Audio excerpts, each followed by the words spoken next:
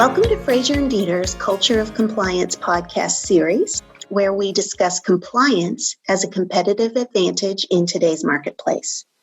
I'm Sabrina Serafin, partner and national leader of Fraser and Dieter's process, risk, and governance practice.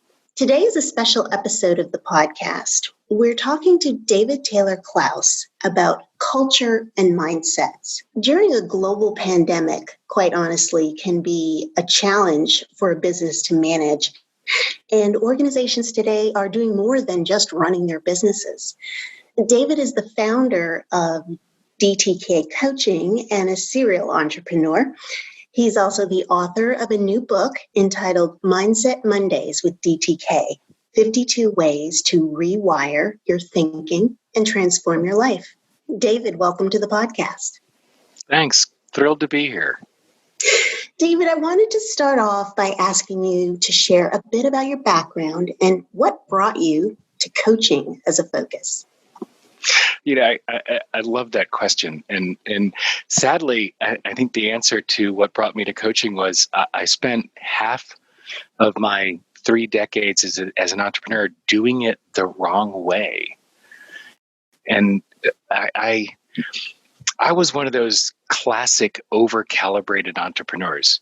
You know, the folk that wear the 80-hour work week as a badge of honor. I think if I look back, I was probably eating at my desk more often than I was eating at home. I knew which sports my kids were playing. I just didn't really know where or when. I mean, I had just gotten to that place where I had made work so important that I was losing connection with everything else.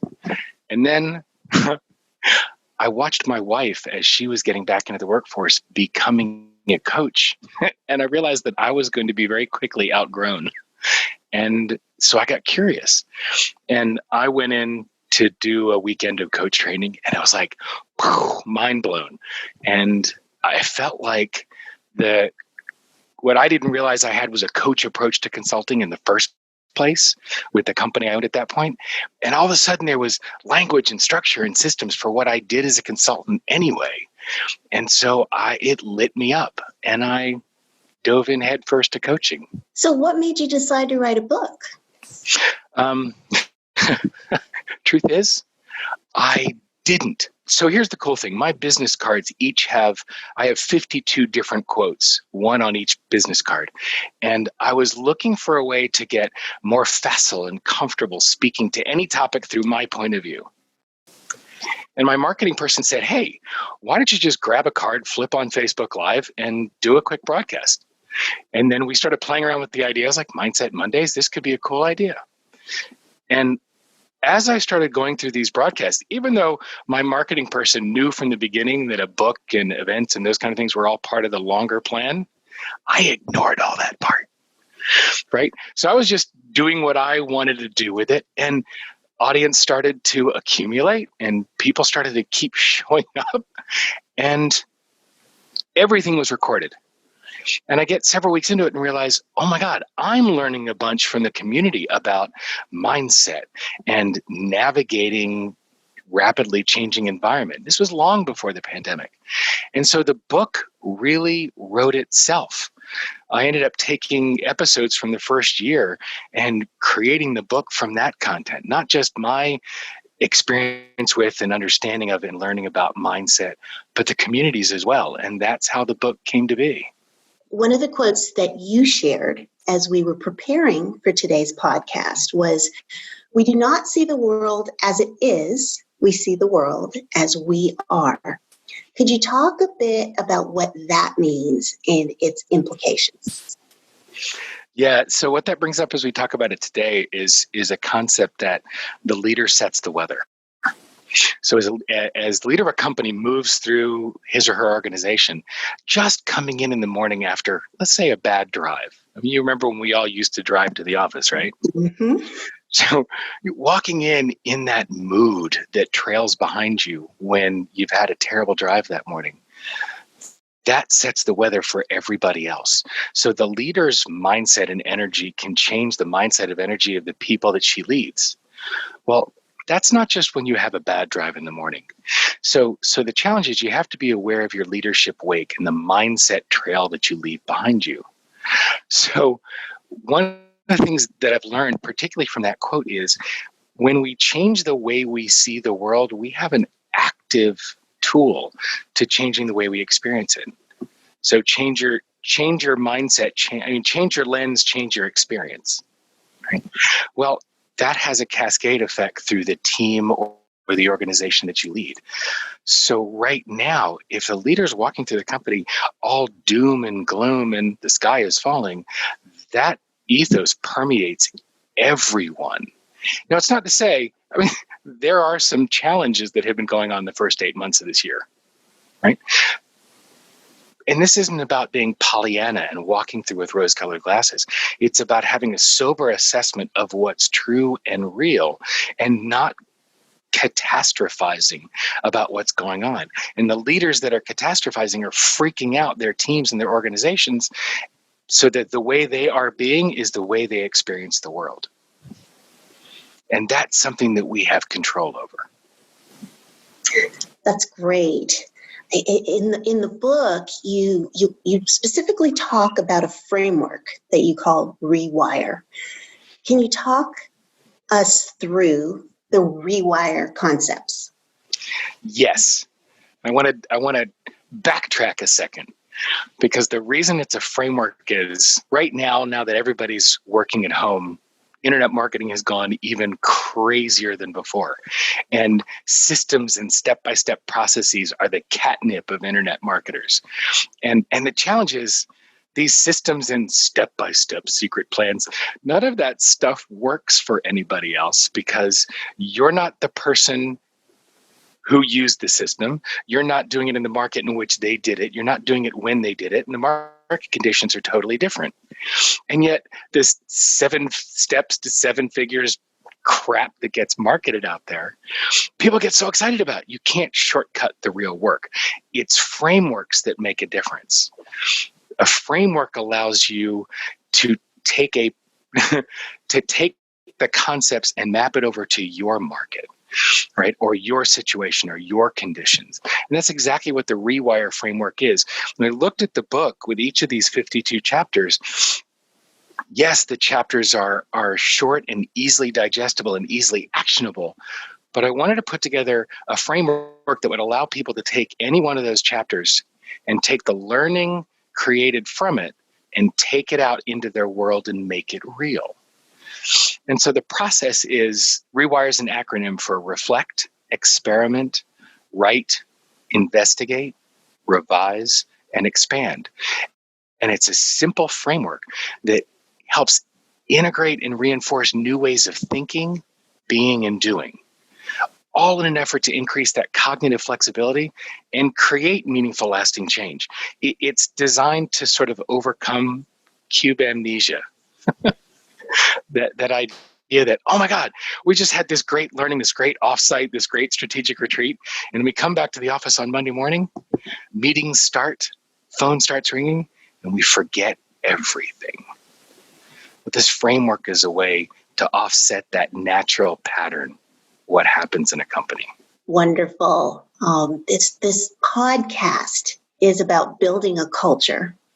And I think one of the true foundations of culture is accountability. David, do you have any advice regarding a leader's ability to build accountability into their culture? Yeah, it's interesting. Everybody wants accountability, but nobody wants to be held accountable. That's right. And I think part of it is I think the whole idea of the 360 probably killed accountability more than anything else. Because as I watch most organizations, people have a 360 review done, and then it's put on the shelf, and nobody looks at it again until your manager looks at it in 363 days while she's preparing for your next review. And so it sets up this idea that, oh, we'll look at stuff, but we won't really track it. So it torpedoes the energy and the emotion and the reality behind accountability. Because the most important thing about accountability is the cadence. If you don't track it and measure measure it and examine it and look at it on a regular basis, it vanishes. It just becomes lip service. So I think that this sort of touches on that kinesia piece too, because if we set our goals, but we don't look at them until a semi-annual or annual basis, then we've forgotten about it and we're not tracking it. So we talk about cadence of accountability in systems like EOS, Entrepreneur Operating System. There's, yes, the Monday morning longer meeting to get the week set and get everybody moving and look at the 30, 60, and 90-day goals and look at those every Monday, and a stand-up meeting every Thursday afternoon to make sure that you're on track for the week. So even a system that simple has you looking at rolling 30, 60, and 90-day goals every week and tracking objectively, soberly, where you're on track, where you're not, and where you need assistance. And then even the micro accountability of Thursday afternoon, 15-minute stand-up meeting to check in on how the accountabilities for the week are going so that you have a shot at nailing it by the end of the day, Friday. It's simple structures like that that are not onerous in terms of time, but incredibly powerful levers at shifting accountability. So I think cadence is probably the number one opportunity for shifting accountability. Excellent point, David. And as we start to wrap up, I wanted to take this opportunity to ask a coach if you have any advice you would offer to people who may be leading a team through the most challenging year of their careers by far. Do you have any advice you find most people would benefit from hearing? Yeah, I do. Sabrina, it's a great question because I think right now everybody is so freaked out. And no matter how good we are at navigating our mindset, no matter how adept our leaders are at setting the weather, my goodness, they're still challenging times, right? And one thing I firmly believe is that being listened to feels so much like being loved that people can scarcely tell the difference. So it's incumbent upon our leaders to talk to their people, right? And not just, again, this is the cadence piece, not just once a year, but really connect with and understand what's happening with your people. It doesn't matter what your business is. It doesn't matter what your organization is. Your job is leading your people, period. Without them, it doesn't matter. It's when you're paying attention to the organization, the team, the people first, they'll take care of the clients, they'll take care of the customers. When you focus on the customers first, you let your most precious resource languish. And you can't do that right now. COVID's an amplifier. Leaders that were micromanagers before, we find doubling and tripling down on that micromanagement. The leaders that were better at communicating, we're finding them doubling and tripling down on the communication. And the latter, those are the ones that are going to thrive through this. Right? There's a tremendous amount of leadership opportunity here. And the higher you are on the food chain, the more we need to see communication with your people. I started my practice back in the fiscal readjustment we had in 2007 to 2009. And the leaders that opened those communication channels, they're the ones that thrived through this. We don't have to go back to 1918 to learn how to navigate a pandemic. We learned 12 years ago. Open your mouth, talk to your people. David, thank you so much for being with us today, and best of luck with the book Mindset Mondays with DTK, which our listeners can buy on Amazon. And to our audience, thank you for listening to Fraser and Dieter's Culture of Compliance podcast. And please join us on our next episode as we continue discussing transforming compliance requirements into investments in your business. Thanks for listening to one of Fraser and Dieter's branded podcasts. To learn more, connect with us on LinkedIn or visit us at FraserDieter.com and be sure to subscribe so you never miss an episode.